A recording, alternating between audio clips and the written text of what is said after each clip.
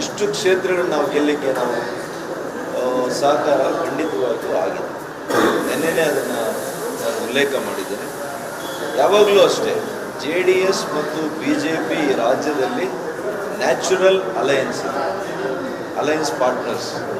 ಹಾಗಾಗಿ ನಾವು ಎಷ್ಟು ದೀರ್ಘಕಾಲಕ್ಕೆ ನಾವು ಈ ಹೊಂದಾಣಿಕೆಯಲ್ಲಿ ಹೋಗ್ತೇವೆ ಅಷ್ಟು ಯಶಸ್ವಿಯಾಗಿ ಅಷ್ಟು ಮುಂದುವರೆದು ನಾವು ಈ ರಾಜ್ಯದಲ್ಲಿ ರಾಜಕೀಯ ಧ್ರುವೀಕರಣದಿಂದ ಹಿಡಿದು ಮುಂದಿನ ಎಲ್ಲ ಚುನಾವಣೆಗಳಲ್ಲಿ ಲಾಭ ಕೂಡ ಆಗುತ್ತೆ ಅಂತ ಈ ಚುನಾವಣೆಯ ಫಲಿತಾಂಶ ಅದಕ್ಕೆ ದಿಕ್ಸೂಚಿ ಅಂತ ನಾನು ಅನ್ಸ್ಕೊಂಡಿದ್ದೀನಿ.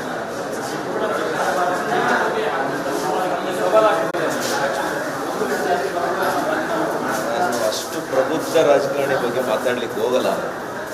ನನಗೆ ಇವತ್ತು ಹೊಣೆಗಾರಿಕೆಯನ್ನು ನನ್ನ ಜನ ಏನು ಕಳೆದ ಒಂದು ವರ್ಷದ ಹಿಂದೆ ಅನಿರೀಕ್ಷಿತ ಸೋಲಾಗಿದೆ ಅದನ್ನು ಈ ಒಂದು ವರ್ಷದ ಅವಧಿಯಲ್ಲಿ ಏನು ಅವರು ಕಳ್ಕೊಂಡಿದ್ದಾರೆ ಅವರು ಅರ್ಥ ಮಾಡ್ಕೊಂಡಿದ್ದಾರೆ.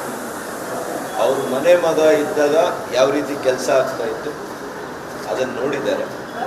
ಇವತ್ತು ಕ್ಷೇತ್ರ ವ್ಯಾಪ್ತಿ ಹೆಚ್ಚಾಗಿದೆ. 1 ಕ್ಷೇತ್ರದಿಂದ 8 ಕ್ಷೇತ್ರ ಆಗಿದೆ.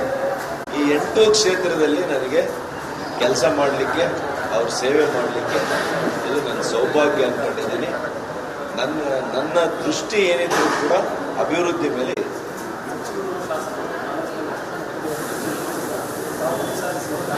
ಹೌದೌದು, ನಮ್ಮ ಲೋಕಸಭಾ ಕ್ಷೇತ್ರದಲ್ಲಿ 2 ಮಂತ್ರಿಗಳು, ಒಬ್ಬರು ಬಹಳ ಕೇಂದ್ರ ಸಚಿವರು ಆಗಿದ್ರು, ಇನ್ನೊಬ್ರು ಈಗ ತಾನೇ ಮೊದಲನೇ ಸಲ ಸಚಿವರಾಗಿದ್ದಾರೆ.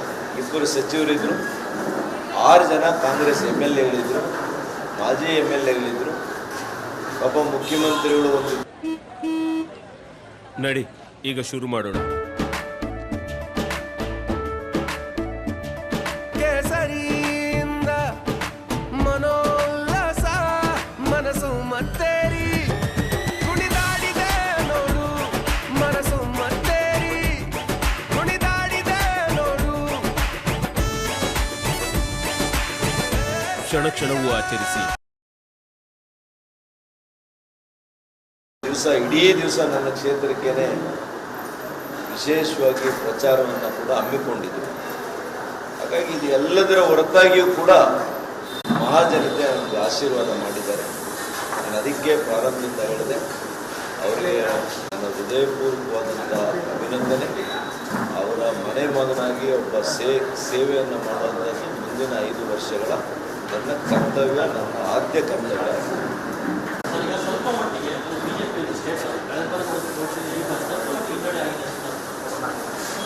ನಾನು ನಿಮ್ಮನ್ನು ಇನ್ನೊಂದು ಪ್ರಶ್ನೆ ಕೇಳ್ತೀನಿ. ನೀವು ಏನು ಕೇಳಬೇಕಾಗಿದ್ದು ಈ ಪ್ರಶ್ನೆನ ಕಾಂಗ್ರೆಸ್ ಕೇಳಿ. 1 ವರ್ಷ ಆಯ್ತು ಕಾಂಗ್ರೆಸ್ ಸರ್ಕಾರ ಬಂದು. ಘಟಾನುಘಟಿಗಳು ಮುಖ್ಯಮಂತ್ರಿಗಳಿದ್ದಾರೆ, ಉಪಮುಖ್ಯಮಂತ್ರಿ ಇದ್ದಾರೆ, ಸಚಿವರಿದ್ದಾರೆ.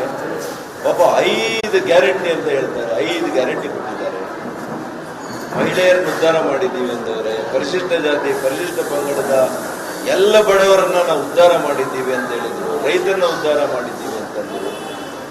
ಡಬಲ್ ಡಿಜಿಟ್ ಇನ್ನೂ ಕೂಡ ಹೆಚ್ಚಿಗೆ ಬರುತ್ತೆ ಅಂತ ಕೂಡ ಹಿಂದಿನ ದಿವಸ ಕೂಡ ಹೇಳಿದಂಥ ದೃಶ್ಯಾವಳಿಗಳನ್ನು ನಾನು ನೋಡಿದ್ದೆ. ಮತ್ತೆ ಅವ್ರು ಯಾಕೆ ಬರೀ 9 ಸೀಟ್ ತಗೊಂಡಿದ್ದಾರೆ? Is it not the failure of the government? ಅವರು ಸರ್ಕಾರ ರಚನೆ ಮಾಡಿ ವಿಫಲ ಆಗಿದ್ದಾರಾ ಇಲ್ವಾ ಅಂತ ನೀವು ಅವರನ್ನು ಪ್ರಶ್ನೆ ಮಾಡಿ. 10 ವರ್ಷಗಳು ಕೇಂದ್ರದಲ್ಲಿ ಆಡಳಿತ ಮಾಡಿದೆ ನಮ್ಮ BJP ಸರ್ಕಾರ. ರಾಜ್ಯದಲ್ಲಿ ನಾವು ವಿರೋಧ ಪಕ್ಷದಲ್ಲಿದ್ದೇವೆ, ಮೈತ್ರಿ ಮಾಡ್ಕೊಂಡಿದ್ದೇವೆ.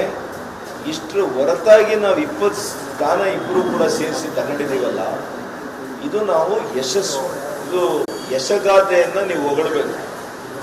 ನಾವು ವಿಫಲ ಆಗಿಲ್ಲ, ನಾವು ಯಶಸ್ಸಾಗಿದ್ದೀವಿ. ವಿಫಲ ಆಗಿರೋದು ಇವತ್ತು ಕಾಂಗ್ರೆಸ್ ಸರ್ಕಾರ. ಕಾಂಗ್ರೆಸ್ಸಿನ ದುರಾಡಳಿತದ ಬಗ್ಗೆ ರಾಜ್ಯದ ಜನರು ಚೀಮಾರಿ ಹಾಕಿದ್ದಾರೆ ಅಂತ ನಾನು ಹೇಳಲಿಕ್ಕೆ ಬಯಸ್ತೀನಿ ಸ್ಪಷ್ಟವಾಗಿ.